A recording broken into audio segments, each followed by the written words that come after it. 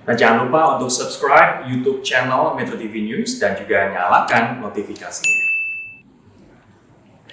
Dan pemirsa, untuk mengetahui lebih lanjut mengenai penyesuaian jam operasional KRL hingga aturan-aturan lain bagi pengguna KRL di masa pengetatan PSBB Ibu Kota, kita akan menanyakan langsung dengan VP Korkom PT KCI Ibu Anne Purba. Selamat siang Bu Anne. Selamat siang. Ya, Bu Anne, bagaimana terkait dengan perubahan jam operasional komuter lain yang berlaku sampai dengan saat ini untuk menyesuaikan pengetatan PSBB di DKI Jakarta? Ya, jadi bisa kita informasikan ya, sejak hari Sabtu kemarin memang kita sudah melakukan perubahan rekayasa pola operasi. Dan ini memang sejalan dengan berkurangnya juga penumpang. Itu hari Senin biasanya kami menangani 420.000, kemarin kita hanya menangani 300.000 ya. Kemudian di hari Selasa sampai hari Jumat in average itu sudah di bawah 300.000. Dan mulai hari Sabtu kemarin operasionalnya memang sudah menyesuaikan. Jadi pukul 4 sampai pukul 8, tapi kita melihatkan di DKI Jakarta itu mulai dari pukul 5 sampai dengan pukul 7 malam. Tapi karena kita di sini menangani 3 provinsi, kemudian kita juga untuk jaraknya itu ada lebih dari 400 km, kita sudah berkoordinasi dengan DKI bahwa pagi kita mulai jam 4 dari daerah penyangga ya, seperti Bogor, kemudian Rangkas, Cikarang, itu dimulai dari jam 4, dan di malam hari kita memang operasionalnya masih ada kereta yang berjalan di atas jam 7 malam. Ini karena memang kalau KRL itu tidak bisa berangkat berbarengan ya. Jadi untuk social distancing kita sudah koordinasi dengan pihak DKI bahwa memang ada beberapa perjalanan yang di atas jam 7 ini terkait dengan pengiriman rangkaian, kemudian perputaran rangkaian. Jadi kami berharap kepada pengguna jasa komuter lain untuk mematuhi peraturan dari DKI sehingga kita bisa memenuhi semua peraturan yang dilakukan oleh pemerintah DKI. Baik, Bu Anne, lalu apakah dengan pengurangan jam operasional ini artinya juga jumlah rute perjalanan dan jumlah kereta ini mengalami pengurangan? Ya, jadi kalau rute sebenarnya tidak ada pengurangan ya, tapi ada frekuensi. Jadi kalau sebelumnya kita menjalankan 975 perjalanan, saat ini kita menjalankan 933 perjalanan. Tetapi perlu diketahui yang dikurangi itu bukan rutenya seperti Jakarta Bogor atau yang lain, tidak, tetapi kita lebih mengurangi banyaknya feeder ya. Feeder itu adalah kereta-kereta jarak pendek yang untuk antisipasi kepadatan, itu yang sebenarnya kita kurangi. Yang kita lihat bahwa feeder ini banyak sekali feeder yang kosong sebelumnya gitu. Jadi itu yang kami kurangi, tapi untuk jam-jam sibuk tidak, sama sekali tidak kami kurangi, sehingga kita harap dengan jumlah perjalanan 933 ini bisa dimaksimalkan untuk tetap menjalankan komuter lain dengan social distancing, yaitu 74 per kereta. Peraturan ini sudah mulai diberlakukan gitu ya, lalu bagaimana dampak dari pengurangan jam operasional ini dan juga rute yang juga dikurangi, apakah terlihat penumpukan calon penumpang atau tidak? Dijawab nanti Bu Anne usai jeda, tetaplah bersama kami di Metro Siang.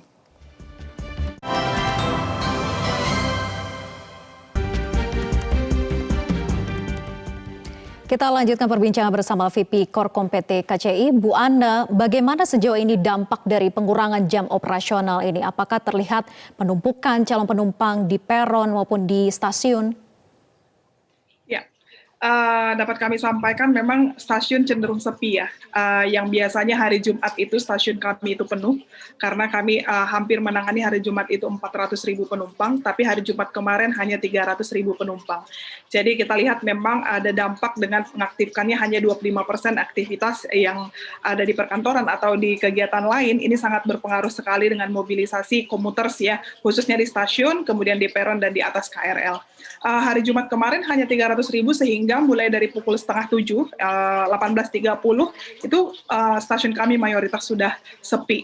Dan kita kan tidak mengurangi jumlah kereta di jam sibuk ya, karena di dalam PSBB transisi pun sebenarnya KRL kami itu sudah sepi dari pukul 7, walaupun masih ada beberapa penumpang tapi tidak ramai. Jadi begitu dikuranginya aktivitas yang aktif hanya 25%, ini sangat berpengaruh sekali dengan transportasi khususnya KRL. Jadi sampai saat ini, 1 minggu ini kita lihat tidak ada penumpukan di stasiun ataupun di peron. Bahkan memang jam-jam seperti jam 4 sampai jam 6 yang biasanya memang stasiun kami dipadati oleh komuter ini sangat berkurang sekali. Bagaimana dengan kapasitas penumpang dalam tiap gerbong keretanya? Kalau tadi dikatakan bahwa keretanya tidak dikurangi, tapi bagaimana dengan kapasitas di dalam gerbong keretanya? Apakah kapasitasnya ditambah ataukah tetap sama seperti PSBB sebelumnya? Sama, dari kita PSBB, kemudian PSBB transisi sampai saat ini 74 per kereta, artinya ini belum 50% ya, masih di angka 40 sampai 45%, sehingga ini kita harapkan tetap bisa dijalankan supaya kita tetap bisa menjaga social distancing. Yang kami tambah adalah dengan membuka jendela di ujung-ujung kereta supaya sirkulasi udara lebih baik gitu ya. Kemudian di ujung stasiun ataupun stasiun akhir itu pintu kita buka dua-duanya, biasanya hanya satu sisi, ini kita buka dua-duanya supaya sirkulasi udaranya lebih baik. Dan hal-hal inilah kebijakan-kebijakan ini terus kami lakukan karena ya tujuannya adalah mengurangi atau meminimalisir penyebaran virus. Baik, kalau beberapa hari terakhir memang terjadi pengurangan begitu ya dari jumlah penumpang yang ada di setiap stasiun. Tapi bagaimana dengan besok? Ini kan hari Senin, biasanya terjadi penumpukan dan lonjakan penumpang untuk pengguna KRL. Apa antisipasi dari PT KCI jika terjadi penumpukan penumpang? Ya, antisipasinya ya. Kalau kita lihat PSBB ini kan dimulai dari hari Senin kemarin. Jadi penurunannya juga sangat drastis, itu di angka sampai hampir 25%, yang sebelumnya 420.000 kami tangani, tapi kemarin di hari Senin kemarin itu hanya 309.000 gitu. Antisipasi adalah kami tidak mengurangi jadwal kereta yang hari pagi, sama sekali kami tidak kurangi. Jadi walaupun penumpangnya berkurang, jumlah perjalanan di jam sibuk tidak kami kurangi, dan kami tetap fokus dengan melakukan penyekatan-penyekatan di beberapa area stasiun sehingga kami tetap bisa membatasi penumpang kami yang masuk di stasiun, peron, kemudian KRL. Bahkan kami mengembangkan KRL akses kami, aplikasi itu supaya mereka tahu apakah stasiun tersebut padat atau tidak, itu real time bisa dicek di KRL akses. Baik, Bu Ana, lalu bagaimana dengan sejauh ini evaluasi terkait penggunaan masker maupun scuba dan juga buff di KRL yang sudah dilarang sejauh ini? Apakah masih banyak pengguna KRL yang menggunakan dua jenis masker tersebut?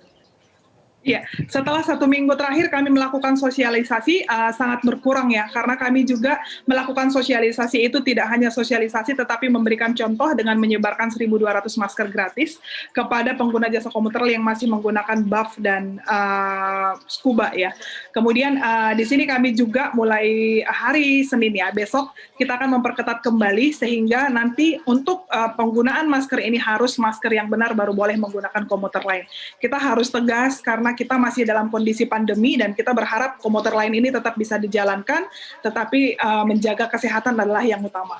Jadi sudah kami lakukan sosialisasi hari ini terakhir ya, kita lakukan sosialisasi, kemudian besok akan kita lakukan pengetatan untuk antisipasi masih ada menggunakan yang buff ataupun scuba, itu kami akan awasi.